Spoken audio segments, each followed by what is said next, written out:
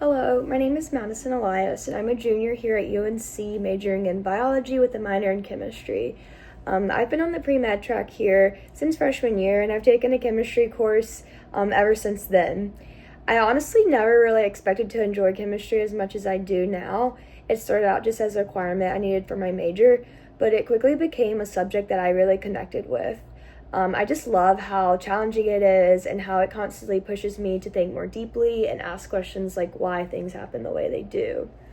So I want to be a chemistry LA because I feel like I've truly not only grown as a student but as well as a person through my experience taking chemistry here.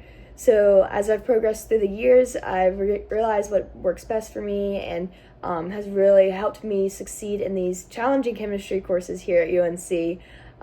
Although I know what works best for me may not work best for someone else, I feel like I do have good experiences that can shed light on some important aspects that I find the most universal and very helpful. So as an LA, my top priority in helping students build strong study habits and learning strategies would be encouraging them to understand the why behind things, like why things happen the way they do. So for example, if I were to be working with a student through a problem and they finally get to the right answer, I would be sure to ask them if they can explain to me why that's correct or if they could walk me through their thinking process. This just tells me whether they truly understand what's going on and they can attack more in-depth problems, or they may have just guessed correctly. Another thing that I would like to emphasize to students is truly grasping these foundational concepts, whether they're from general chemistry, organic chemistry, somewhere in there. We always fall back on to, for example, trends in electronegativity or these pKa values that we need to memorize for acid-base trends. I would just make sure students know to thoroughly understand those because they will resurface later in topics that we'll see. So with all that said, I'd love the opportunity to support students in building this confidence and just seeing chemistry not only as a requirement, but something that they can actually enjoy and feel empowered by just like I do. So here's an SN2 reaction mechanism problem from Orgo 1 that's asking the student to draw the mechanism for this SN2 reaction and then also the energy diagram below. So if a student is confused or needs a little bit of help guiding them towards the right answer, I would first start out asking the student, what do we see here in the reactants? Let's first focus on the substrate. We see an alkyl halide, but what type of alkyl halide is it? Is it methyl, primary, secondary, tertiary? What kind of substrate is it? And hopefully we'll come to a conclusion that this is a methyl alkyl halide. So moving over to the hydroxide, what purpose does this hydroxide serve? Is it nucleophile, electrophile, good, poor? What is it? And if students are having little trouble, I would then point them to this negative charge it bears. So since hydroxide has this negative charge, it makes it a nucleophile, and a pretty good one too. So noticing that we have our nucleophile, where's our electrophile? Obviously it's in the substrate somewhere, but what atom is it? Is it hydrogen, carbon, bromine? Which one is it? And hopefully the student will know that it is the carbon, and I would ask them why. Like, why do you think it's carbon? And if they're a little confused or not sure, I would then show them that there's polarity here. This bromine is withdrawing electrons from this carbon, making it more positive. So first, I would ask the student to draw in their electrons just to be able to see things more clearly, see what's happening, what's attacking. And then I would ask, so what do you know about the way in SN2 or how this nucleophile will attack this electrophile? Does it attack towards the front, the back, up, down? How does it attack? And so hopefully the student will come to an agreement that this is a backside attack, and then this bromine gets kicked off.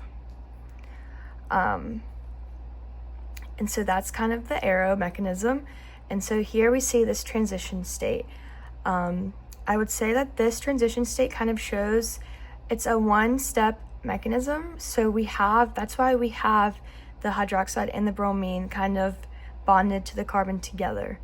So we do see the nucleophile and the leaving group present together, but they're 180 degrees apart. And so after they leave, or the bromine leaves, we get this product. And notice that the hydroxide is on the other side of this from the reactant. I would ask the student, though there is not stereochemistry drawn here, why do you think that the hydroxide is on the other side? And they're confused, or we may come to an agreement that since it's a backside attack, it's going to invert the product. And so if stereochemistry was drawn, we would have the opposite of what the bromine was, and that's the hydroxide. And then we'll see we have this bromine byproduct. So moving down to this progress of reaction graph, basically just talking about the stability of this whole reaction mechanism, I would just like to start out, if the student is confused, asking them what do they see here with our starting materials versus our ending materials. So we have this bromine by itself, and then we have in our products, and then in our reactants we have this hydroxide. So knowing about pKa's and just the stability, what can we say about bromine versus hydroxide? Is bromine a weaker base? Is bromine a stronger base than hydroxide? And then hopefully we'll know that bromine is a weaker base and hydroxide is a stronger base. So knowing that bromine is a weaker base, which one is a better leaving group, hydroxide or bromine? And so hopefully we'll agree that bromine is a better leaving group, and I'll ask them if that makes sense. Why bromine wants to leave more so over hydroxide. And that all kind of still comes back to this pKa values. Hydroxide has a higher pKa value than bromine, so bromine is a weaker base and it can handle this negative charge better than the hydroxide can. So with that being said, do you think our reactants are in higher energy or our products are at higher energy?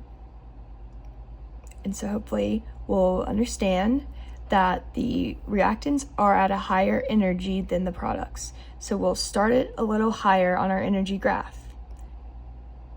And so seeing this reaction mechanism and seeing that there's only one step, where do I go now? Do I draw just one? Do I draw two? Where do I go from here? And just knowing that this reaction is concerted, there is just only one step. And like we said before, our reactants are higher energy than our products, so our products will be in lower energy. And of course, our transition state is represented here. Oops. So I would just then ask like a big picture idea, like, does this make sense? Very generic, but do you understand why the products are at higher energy, reactants are more stable? Do you understand this key concept right here? That the rate of the reaction does truly depend on what we have as a nucleophile and then our substrate. Is our substrate methyl, primary, secondary? Do we have a good nucleophile? These are key things that play into this reaction mechanism of an SN2 reaction, and it's very important to be able to identify those when we get to learning more reactions. It's really important to understand that the different aspects of our reactants can even contribute to different rates of reactions down here. If we have more sterics, it's going to be slower. So I think just stressing to the student that it's very important to know some key aspects of this whole reaction is one of my main priorities, just for them to understand the bigger picture of things.